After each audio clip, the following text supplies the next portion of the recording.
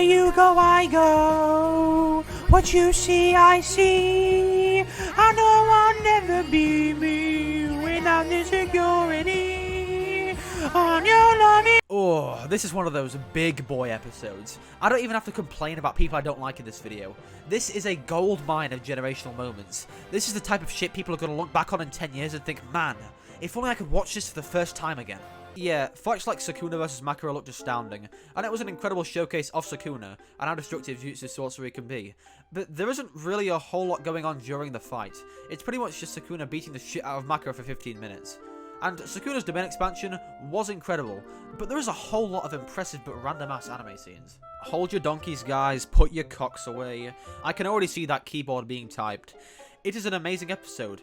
I'm just saying I prefer the moments, conclusion, and characters in this fight. This fight is also why I will be changing my new favourite Jujutsu Kaisen character from Season 1 Todo to Season 2 Todo. At the beginning of this episode, Mahito is still a silly little guy. He turns himself into a snail while these two fight for their lives.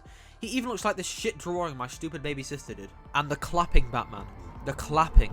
Every time Todo claps his cheeks, I clench my cheeks. I wish Lord did a bit more shit like this. I know I'm repeating myself here, but not only is Todo the best character, he also has the best curse technique. He finds a random ass coat hanger and throws it, teleports behind this plebeian to kill him. Why don't I see anybody thirsting after you, Todo? Give this man some love now! Obviously, the visuals are good. Throughout this entire episode, there aren't any real dips or fall-offs. To the cursed energy effects, to the choreography, this entire episode is animated with the love Geto got shot with. I also can't quite put my finger on it, but Yuji is definitely different here. I think he's essentially entered the true man's world. Look at the childlike whimsicality gone from his eyes. I don't think he's ever going to smile again. And yet, although Yuji's scenes on his own are impressive, he spends a little time reuniting with his brother. And it's shit like this that makes me prefer this fight to the Makaro one. Mahito's 0.2 of a second domain expansion was a cool and smart-ass move. Also, did he just talk shit to Sukuna? Even for a 7-month-old, he gets this close to killing Todo, he loses an arm, but just then... What? What the fuck? What is this? Oh shit! What the fuck is going on? Is this the domain expansion?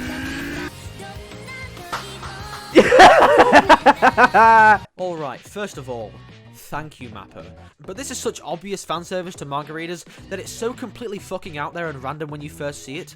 But with context, this is one of the best moments in the whole series. Thank you, Todo, and get punked. And just when this shit starts getting intense, you realise you are only halfway through the episode. Mahito's final form really does put into perspective what Jogo meant when he said that Mahito can grow stronger.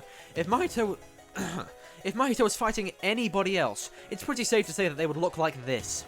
Not only is his durability crazy, he's fast, he has bad touch, and a domain expansion. Yuji is his natural counter. If not for him, I can see him fucking most of the cast up. If they were still alive. Oh ho ho ho ho. And the Sakuga. They brought out the episode 1 animation. Yep, that one specific dude who animated this scene. Mappa wheeled him back out so they could draw this one.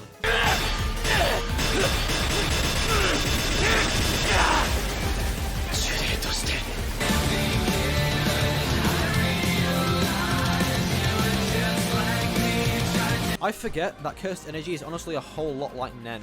I really like how Yuji's solution of not being able to beat Mahito's armor class is to just say, I bet I'll put all of my cursed energy into one punch and hope I can times it to the power of 2.5 with Black Flash.